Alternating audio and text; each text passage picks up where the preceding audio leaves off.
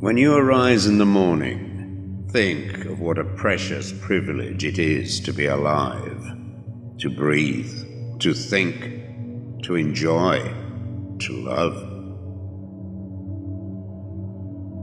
The happiness of your life depends upon the quality of your thoughts. Look well into thyself. There is a source of strength which will always spring up if thou wilt always look. Do not indulge in dreams of having what you have not, but reckon up the chief of the blessings you do possess, and then thankfully remember how you would crave them if they were not yours.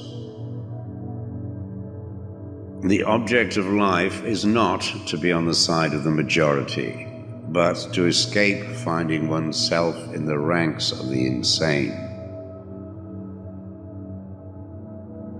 Here is a rule to remember in future when anything tempts you to feel bitter. Not, this is misfortune, but to bear this worthily is good fortune.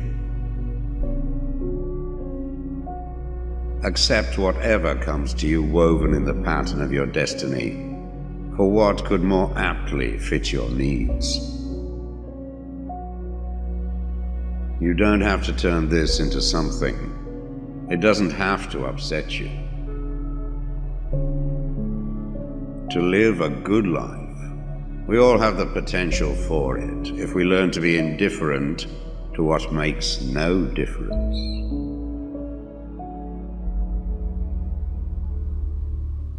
Think of yourself as dead. You have lived your life. Now, take what's left and live it properly.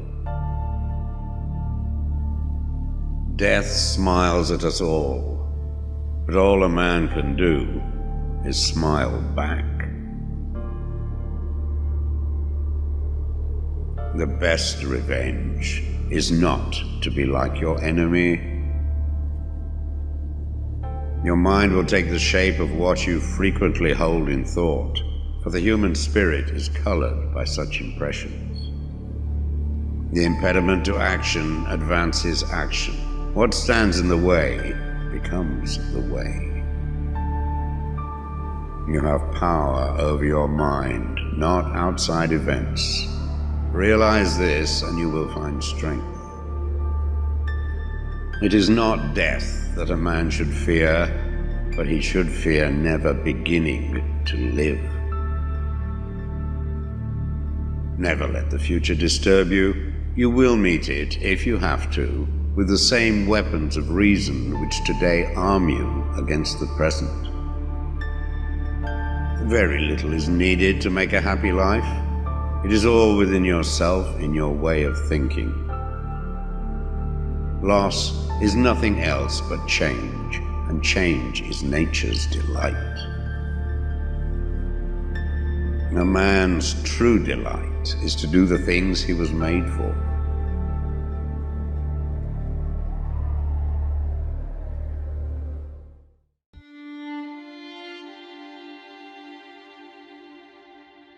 True happiness is to enjoy the present without anxious dependence upon the future. Not to amuse ourselves with either hopes or fears, but to rest satisfied with what we have, which is sufficient. For he that is so wants nothing. Begin at once to live, and count each separate day as a separate life. It is not because things are difficult that we do not dare. It is because we do not dare that things are difficult.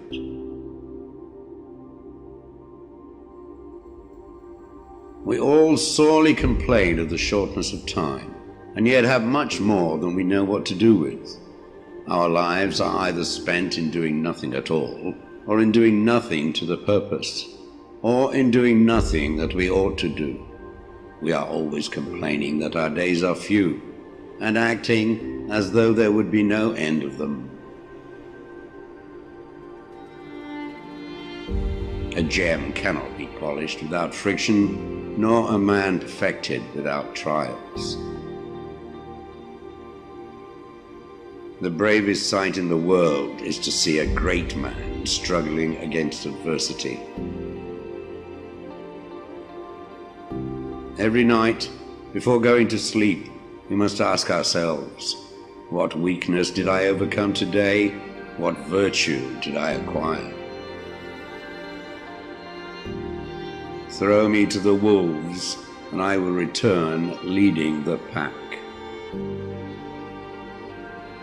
Life is incomplete incomplete if it is an honorable one. At whatever point you leave life, if you leave it in the right way, it is whole. We suffer more often in imagination than in reality. You want to live, but do you know how to live? You are scared of dying, but tell me, is the kind of life you lead really any different to being dead?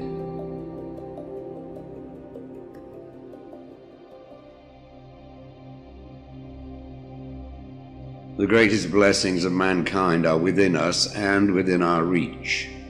A wise man is contented with his lot, whatever it may be.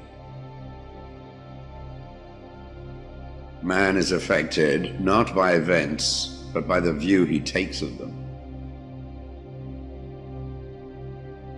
As is a tale, so is life. Not how long it is, but how good it is what matters. Sometimes even to live is an act of courage. If you really want to escape the things that harass you, what you're needing is not to be in a different place, but to be a different person. Until we have begun to go without them, we fail to realize how unnecessary many things are.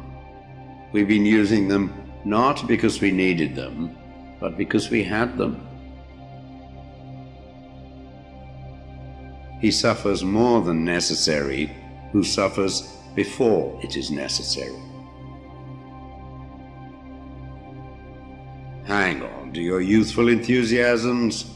You'll be able to use them better when you are older. It is not the man who has too little, but the man who craves more that is poor. If a man knows not to which port he sails, no wind is favorable. Luck is what happens when preparation meets opportunity.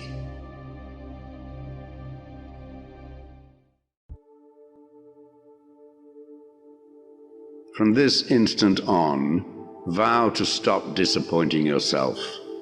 Separate yourself from the mob. Decide to be extraordinary and do what you need to do now. What ought one to say then as each hardship comes? I was practicing for this. I was training for this. Fortify yourself with moderation, for this is an impenetrable fortress. If you want to improve, be content to be thought foolish and stupid. No great thing is created suddenly, any more than a bunch of grapes or a fig. If you tell me that you desire a fig, I will answer that there must be time. Let it first blossom, then bear fruit, then ripen. First, say to yourself what you would be, and then do what you have to do. When you are offended at any man's fault, turn to yourself and study your own failings. Then you will forget your anger. The trials you encounter will introduce you to your strengths. Remain steadfast, and one day you will build something that endures. Something worthy of your potential. The world turns aside to let any man pass who knows where he is going. Attach yourself to what is spiritually superior, regardless of what other people think or do. Hold to your true aspirations, no matter what is going on around you. You may fetter my leg, but Zeus himself cannot get the better of my free will. Seek not the good in external things, seek it in yourselves.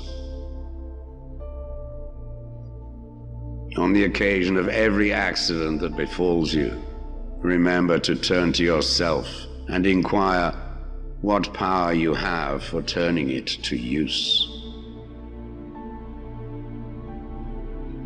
It is the nature of the wise to resist pleasures, but the foolish to be a slave to them. Caretake this moment. Immerse yourself in its particulars. Respond to this person, this challenge, this deed. Quit evasions. Stop giving yourself needless trouble. It is time to really live. If you want to be a writer, write. The key is to keep company only with people who uplift you, whose presence calls forth your best. Be discriminating about what images and ideas you permit into your mind. No man is free who is not a master of himself. If anyone tells you that a certain person speaks ill of you, do not make excuses about what is said of you, but answer, "He was ignorant of my other faults, else he would not have mentioned these alone." It is impossible to begin to learn that which one thinks one already knows.